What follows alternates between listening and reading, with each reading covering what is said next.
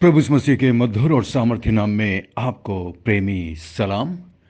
Daily Bible संदेश में आपका हार्दिक स्वागत है। आज 3 जनवरी है और परमेश्वर का धन्यवाद कि उसने हमें फिर से एक नया दिन दिया है, एक नया सवेरा दिया है, ताकि हम अपने जीवन के चाल चलन, सोच विचार और आचरण के द्वारा उस परमेश्वर के नाम को रोशन करें जिसने हमें ये नई जिंदगी दी है, इस नए साल में प्रवेश करवाया है। मैं आशा करता हूं आपने फैसला लिया होगा कि आप पिछले इस साल से अधिक इस साल परमेश्वर की नज़दीकी में जीवन बिताएंगे, क्योंकि परमेश्वर की नज़दीकी में ही हमारी आत्मिक सुरक्षा है। शैतान जहां पर हमारा कुछ नहीं बिगाड़ सकता, क्योंकि शैतान हमारा सबसे बड़ा शत्रु है और वो हमेशा इस ताक में रहता है कि कब किसको पकड़े और फाड़ खाए। जितना अधिक आप परमेश्वर के नज़दीकी में रहेंगे, प्रार्थना में रहेंगे, वचन में रहेंगे और परमेश्वर के लोगों की संगति में रहेंगे, शैतान उतना ही नाकामयाब होगा, निराश होगा और आपसे दूर रहेगा।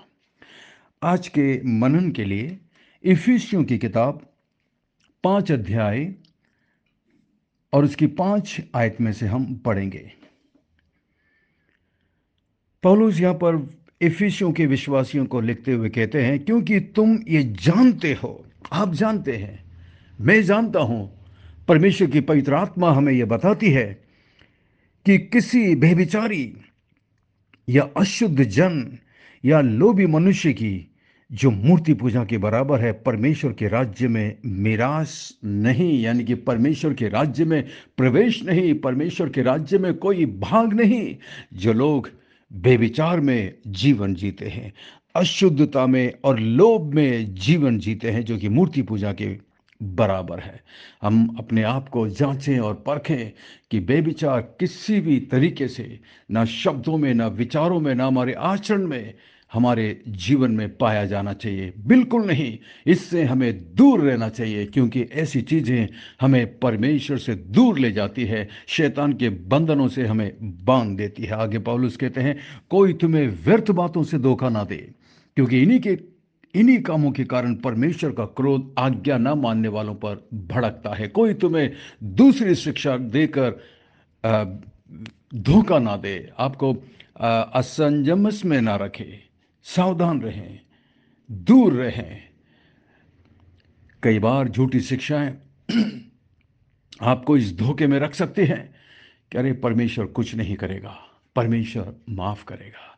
इस प्रकार की झूठी शिक्षा देते हैं, आप एकदम कंफ्यूजन में रहते हैं, आप समझ नहीं पाते हैं क्या करना चाहिए। लेकिन परमेश्वर का वचन हमें बहुत स्पष्ट बताता है कि ऐसे लोगों पर परमेश्वर का क्रोध भड़कता है।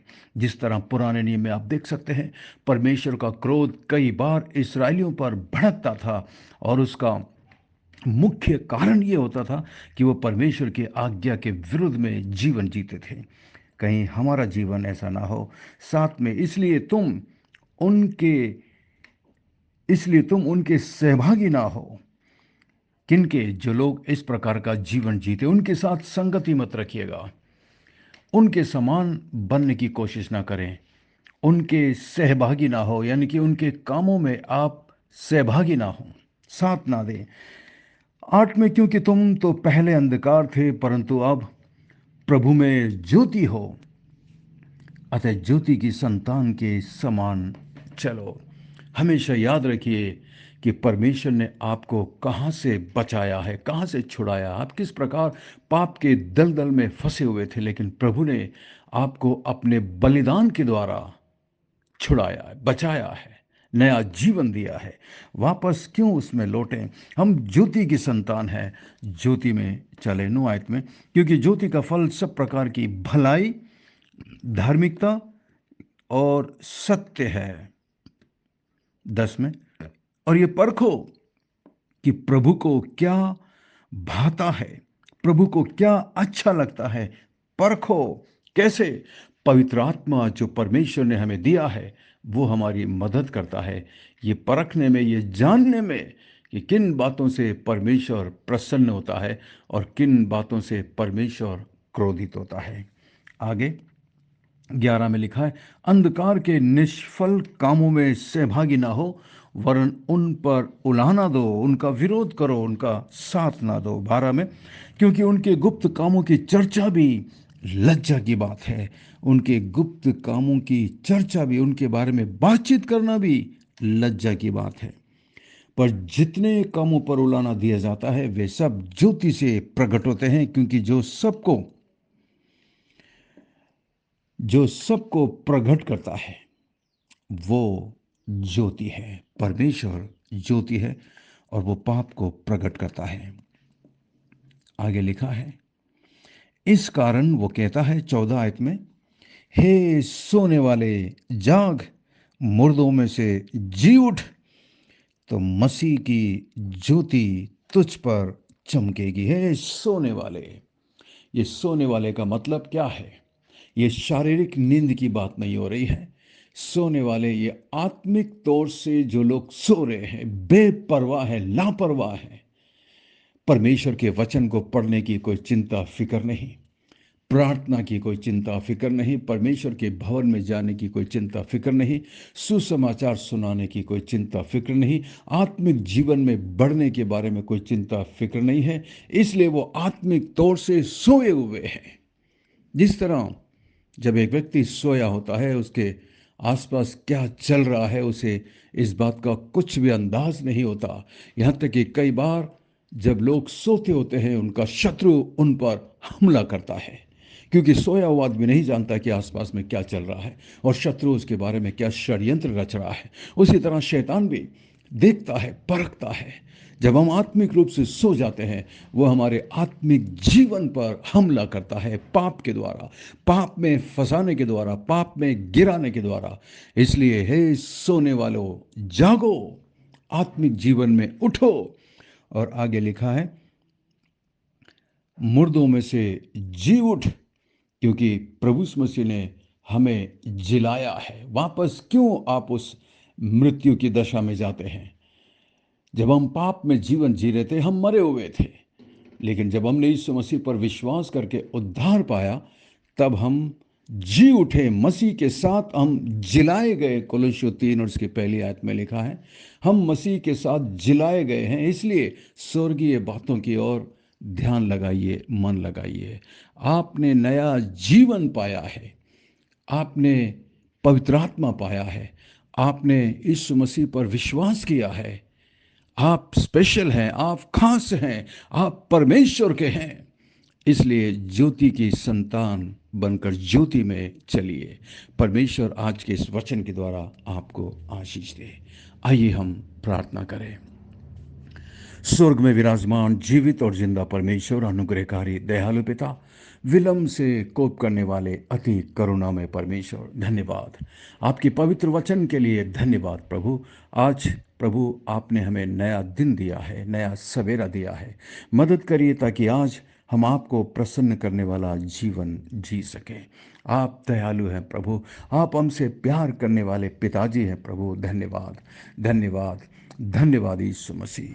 हमारी मदद करिए ताकि हम अपने आत्मिक जीवन में जागृत बने, हम अपने आत्मिक जीवन में प्रभु जी एक नई जान प्राप्त कर सकें। इस साल प्रभु जी हम आपको प्रसन्न करने वाला जीवन जीना चाहते हैं। धन्यवाद, धन्यवाद प्रभु आपकी आशीषों के लिए। इस संदेश को सुनने वाले मेरे भाई के लिए मैं प्रार्थना करता हूं प्रभु जी। उनकी जो भी समस्या है, जो भी उनकी परेशानी है प्रभु, आप सब कुछ जानते और समझते हैं प्रभु। मैं प्रार्थना करता हूँ भाई राय के लिए प्रभु जी, भाई जीपी राय के लिए, उन पर आशीष देना, बरकत देना प्रभु। भाई रमेश राय के लिए और उनकी पत्नी बच्चे के लिए मैं प्रार्थना करता हूँ, तेरा अनुग्रह उनके जीवन पर निरंतर बना रहे प्रभु। मैं भाई दीपक के लिए प्रार्थना करता हूँ और सिस्टर के लिए प्रार्थना करता हूँ प्रभु जी। तेरी दया, तेरा अनुग्रह, तेरी कृपा उन पर निरंतर बनी रहे मान परमेश्वर। धन्यवाद, धन्यवाद, धन्यवाद महान परमेश्वर। तेरे प्यार के लिए धन्यवाद, तेरी आशीषों के लिए धन्यवाद महान परमेश्वर। धन्यवाद, धन्यवाद प्रभु। मैं प्रार्थना करता हूँ प्रभु जी, इस ग्रुप में जितने भी लोग हैं मान परमेश्वर, विशेषकर मैं प्रार्थना करता हूँ ब्रदर गैरी के लिए प्रभु, सिस्टर मैगी के लिए प्रभु, उनके परिवार के लिए मैं प्रार्थना करता हूँ। अनुग्रह कर प्रभु, और उन पर दया करना प्रभु जी, तेरी आशीष का हाथ उनके जीवन पर रखना मान परमेश्वर। धन्यवाद। मैं प्रार्थना करता हूँ मान परमेश्वर, इस ग्रुप में जितने भी मेरी बहन है प्रभु जी, आप प्रत्येक पर अनुग्रह और दया करना मान परमेश्वर। धन्यवाद। धन्यवाद हमारी विनती प्रार्थना को सुनकर जवाब देने के लिए। धन्यवाद। सब कुछ यीशु मसीह के मीठे महापवित्र नाम से मांगते हैं, आमीन आमीन। मैं आशा करता हूँ आज के संदेश के द्वारा परमेश्वर ने आपके दिलों से बातचीत की है। यदि आप आशीषित हुए हैं तो हमें ज़रूर लिख भेजिएगा, और इस संदेश को अपने दूसरे मसीह दोस्त भाई बहनों के साथ बांटिए, ताकि वो भी इसके द्वारा आशीषित हो सके।